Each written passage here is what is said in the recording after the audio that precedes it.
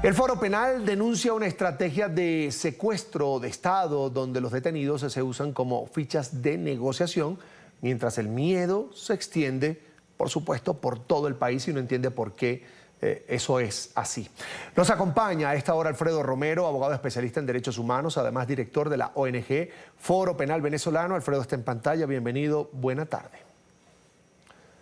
Buenas tardes, con mucho gusto. El Foro Penal ha afirmado que los presos políticos no son un error del sistema, ya lo leía, ya lo decía, sino el sistema mismo. ¿Podría explicar qué significa exactamente esto y cómo se manifiesta en la práctica cotidiana de la justicia venezolana?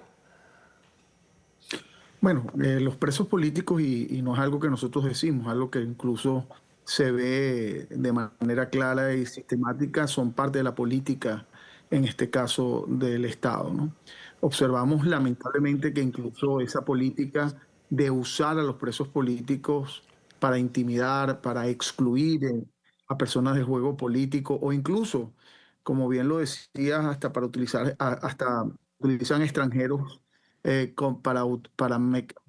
sí, como fichas de negociación. Observamos claramente que eso ha sido bastante eficiente, lamentablemente, ¿no? Eficiente en el sentido de que el gobierno lo sigue utilizando y de alguna manera, que por cierto no es solo del gobierno venezolano, eso se ha utilizado en Cuba, se ha utilizado en Rusia, se utiliza en otros países, incluso debo decirlo hasta con este intercambio que se hizo con El Salvador, se utilizaron hasta países como El Salvador, se han venido entonces usando como fichas de negociación de otro tipo, ¿no? Pero más allá de eso, obviamente, debo decirlo, que el gobierno ha sido, el gobierno venezolano particularmente ha sido totalmente eficiente en el uso y por eso es que los continúa usando y por eso es que ya no ni siquiera podemos decir que los presos políticos son un costo político para estos regímenes, sino más bien un beneficio, porque ya han sabido utilizarlos de manera muy eficiente para lograr objetivos políticos e incluso diplomáticos de diverso tipo. Según el último informe de la ONG Foro Penal, más de 880 personas permanecen detenidas por motivos políticos, muchas no tienen condena, incluso algunos desaparecidos, algunos casos de desaparecidos también registra el Foro Penal. ¿Qué patrones o tendencias ha identificado la ONG que usted dirige en estas detenciones arbitrarias? ¿Ha cambiado, por ejemplo, Alfredo, la forma de represión en los últimos años o todo sigue igual o esto sigue mutando? Bueno, digamos lo que mutando para mal, debo Sí, decirlo, o claro. sea, sigue incrementando la represión, no tanto, no solo desde el punto de vista cuantitativo, sino desde el punto de vista, debemos decir, cualitativo. Desde el año pasado, por ejemplo, hay algo que nosotros hemos encontrado, es que la violación al derecho de la defensa, o sea, la falta de acceso a la defensa, a la defensa de confianza, la persona que escoja la defensa no existe, pero más allá que eso que no existe es que no se le permite a la persona ni siquiera el acceso a esa defensa, a una llamada, a poder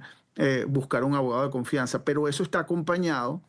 de lo que ya hemos visto también, que pareciera algo regular, que las personas pues no se le informa o no se informa sobre el paradero de la persona yo diría que en la gran mayoría de los casos no se sabe dónde la persona fue detenida, dónde se encuentra, a veces a corto plazo y ya incluso, y desde el año pasado particularmente, hay una cantidad de casos que no se conoce su paradero por mucho tiempo. Por ejemplo, en este momento, bien lo decías y estamos hablando, claro, tú te estás refiriendo al informe de la semana pasada. Ya hay un nuevo reporte de esta semana, pero es bastante similar. Pero en el de esta semana, 59 personas no se conoce su paradero. Eso significa que no se sabe dónde están, no se sabe si fue presentado ante un tribunal. Incluso muchas veces no se sabe si realmente la persona ha sido, digámoslo, o qué cuerpo policial la detuvo. Eso ya por sí es la esencia fundamental de la violación al derecho a la defensa, porque si la persona no se sabe dónde está, si la persona menos aún tiene comunicación con el extranjero, porque no se sabe dónde está porque no tiene comunicación con un abogado, con un familiar, pues la persona tiene una violación absoluta del derecho a la defensa. Y ahí debo resaltar que yo diría que puede haber una confusión o una intención bien clara que los gobiernos que utilizan este mecanismo a veces dicen, no, es que la persona no está desaparecida. ¿Por qué? Ah, bueno, porque yo sé dónde está. Pero es que precisamente o sea, yo sé dónde está, quiero decir, el gobierno sabe dónde está. Pues obviamente, precisamente la desaparición desde el punto de vista estrictamente conceptual y de conformidad con la Convención contra las Desapariciones Forzosas de la ONU, es cuando el Estado o agentes del Estado conocen el paradero de la persona, es decir, porque ellos lo detienen o los privan de libertad y entonces no se sabe el familiar, el abogado, es decir, el externo al Estado no conoce el paradero de esa persona. Eso es precisamente el concepto de desaparición forzosa que definitivamente está existiendo y eso es muy grave porque, repito, si hay algo, vamos a decir, que el año pasado está ocurriendo, es que esto ya pareciera que es lo regular o es lo regular y no hay ningún tipo de información sobre la persona en el momento que se detiene y eso, repito, ya no es a corto plazo, como hemos hecho informes. Nosotros hicimos un informe en el año 2020, ahorita sacamos uno recientemente en el año 2025 y la diferencia es bastante importante porque antes hablamos de desaparición forzosa a corto plazo y ahorita hablamos ya de una desaparición forzosa ya que aumenta, pues, o que ya no se puede hablar ni siquiera de corto plazo. Alfredo Romero, y aquí le pregunto si es lo mismo o no que la desaparición forzosa, ha hablado en varias ocasiones del secuestro de Estado, además como una estrategia de control y negociación por parte del régimen. ¿Qué consecuencias tiene tanto para las víctimas como para la sociedad en general que los venezolanos puedan vivir una situación como esa? Sí. Bueno, no quisiera entrar ahorita en términos estrictamente técnicos, pero nosotros nunca hablamos de secuestro porque el secuestro es otro concepto, pero yo entiendo que desde el punto de vista estrictamente, vamos a llamarlo popular, hablar de secuestro es que hay una privación de libertad pues totalmente arbitraria e ilegal. Lo que pasa es que el secuestro, desde el punto de vista técnico, implica la recompensa que está por detrás del secuestro, ¿no? En este caso, en cualquier caso, si lo asimilamos, aunque repito, la recompensa en el caso del secuestro es económico, por lo tanto no quiero meterme en ese tema porque técnicamente no es correcto, pero lo que sí es cierto es que estas privaciones de libertad tienen lamentablemente un beneficio y el beneficio es la intimidación, pero por ejemplo, cuando se trata de extranjeros, hemos observado que hay un beneficio de carácter diplomático, es la diplomacia, el uso de los presos políticos de manera diplomática para lograr beneficios políticos o incluso ya, y no es porque lo estemos, no es una hipótesis ni algo que estamos, digamos, prediciendo, sino ya ha ocurrido que se utilizan estos presos políticos para intercambiarlos incluso por otros presos, llámese por presos que estaban en El Salvador o que estaban en El Salvador, llámese por personas que estaban en los Estados Unidos, pero se ha venido utilizando y eso, repito, lamentablemente se ha venido pues promoviendo, debo decir, con esos intercambios, ¿no? Entre los detenidos hay militares, civiles, incluso adolescentes. ¿Qué revela esto sobre el alcance, los objetivos del aparato represivo del régimen de Venezuela? ¿Existe algún grupo particularmente vulnerable en el país? Bueno, ese comentario es importante por lo siguiente, porque cuando se habla de presos políticos, que claro, nosotros llevamos muchos años en esto, yo llevo particularmente ya casi 30 años no solo en el activismo de derechos humanos, sino en la representación de familiares y de personas presas políticas. El concepto de preso político a veces se confunde con el hecho de que la persona es un dirigente político, que es un activista político. Y la verdad, en respuesta concreta a tu pregunta, es que hay muy pocos dirigentes políticos dentro de la lista o la calificación de presos políticos. El preso político, más allá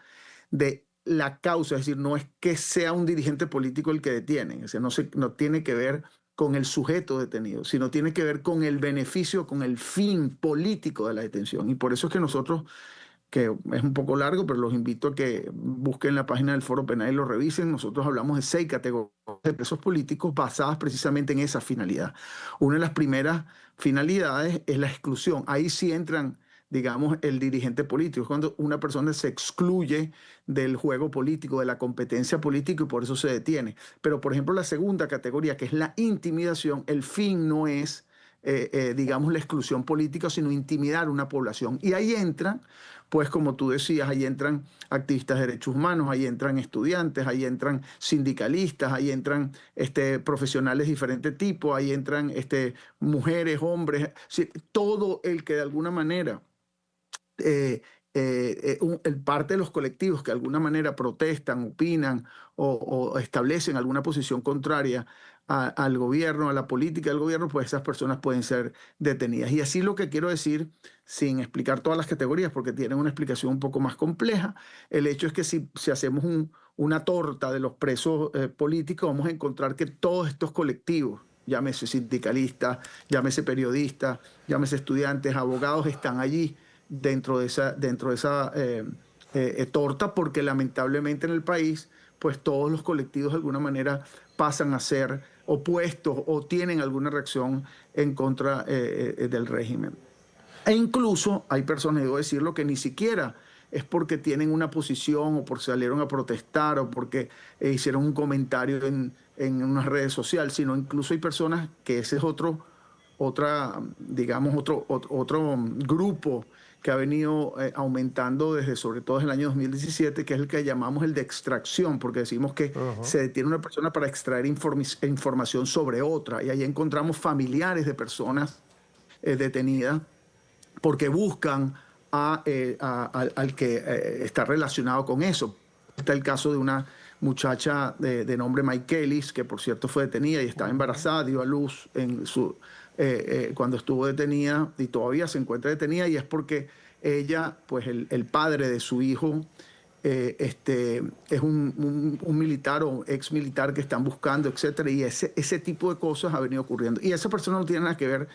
ni siquiera con protestas, ni está, no es dirigente político, ni siquiera tiene una posición política, sino simplemente la detienen porque están buscando o de alguna manera para vengarse o para sancionar a alguien que de alguna manera no encuentran y que están buscando, y que sí lo están buscando, por ejemplo, por ser un dirigente político o por intimidación. Quiero agradecer a Alfredo Romero, abogado especialista en derechos humanos, además el director de la ONG Foro Penal Venezolano, por compartir con nosotros esta tarde. Será hasta la próxima. Muchas gracias, siempre la Buena tarde.